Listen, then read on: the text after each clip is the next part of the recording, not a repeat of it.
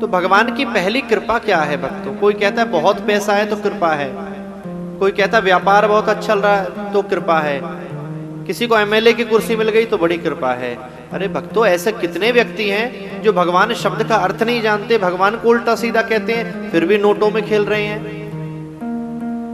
कभी मंदिर के आगे शीश भी नहीं झुकाते, फिर भी मिनिस्टर की कुर्सी पर बैठे हैं, तो उन पर कृपा कैसे है? ये कृपा नहीं है। हानि लाभ जीवन मरण यश अपयश विधि हाथ। पद प्रतिष्ठा मिल जाना, बहुत सा धन मिल जाना, आपका बहुत सा नाम हो जाना, ये कृपा नहीं है। ये आपके पिछले जन्म को प्रारब्ध है, जैसा आपने कर्म किया वैसा ही सुख आपको इस जन्म में मिल रहा है। तो कृपा क्या है? पहली कृपा है कि हृदय के अंदर किसी शुभ संकल्प का जन्म होना।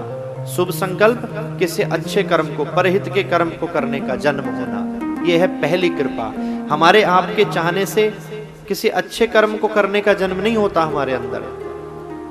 कभी बहुत सी बार हम किसी भंडारे में, कथा में चले गए तो प्रेरणा मिलती है, क्षणिक जन्म हुआ किसी चीज का कि हम भी भंडारा करेंगे, हम भी कथा कराएंगे, लेकिन वह कब तक जन्म रहा? जब तक घर या ऑफिस नहीं पहुंच गए, दिमाग संसार में फंसा, छोड़ो जी संकल्प, बाद में देखेंगे, अभी समय नहीं है, अभी नहीं हो सकती व्यवस्था, अभी कैसे होगा इतना बड़ा काम। लेकिन दूसरी सबसे बड़ी कृपा यह है कि जब पहला संकल्प आपके हृदय में जन्म रह ले, तो आप इतने दृढ़, इतने समर्पित रहें उस संकल्प के प्रति कि जब तक वह संकल्प संपूर्ण ना हो जाए, आप चैन की सांस ना लें। तन्मे मनः शिव संकल्प अस्तु, वह संकल्प शिव हो जाए, संकल्प पूरा हो जाए, ये भगवान की सबसे बड़ी कृपा है। पहली कृपा तो बहुतों पर होती है, संकल्प आता है जाता है, आता है जाता है। लेकिन दूसरी कृपा कि जब तक संकल्प पूरा नहीं होना, वो काम शुरू नहीं हो जाना, वह काम पूरा नहीं हो जाना जो हमने मन में सोचा है, तब तक हमें आराम से नहीं बैठना है। युद्ध में योद्धा युद्ध करने जाता है, युद्ध प्रारंभ करता है, जब तक युद्ध का परिणाम नहीं मिल जाता, या एक खेल के मैदान में देख लीजिए, युद्ध में क्यों जाना?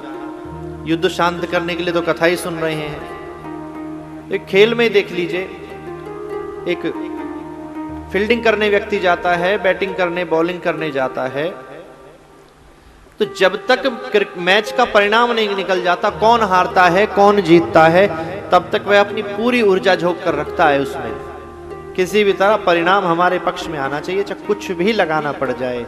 ऐसा ही संकल्प हमारे मन में होना चाहिए कि चाहे कुछ भी करना पड़ जाए, जब तक हमारा यह शुभ संकल्प पूरा ना हो जाए, तब तक हमें चैन से नहीं बैठना है। और जब संकल्प पूरा हो जाता है तो समझ लेना कि भगवान की बहुत बड़ी कृपा है।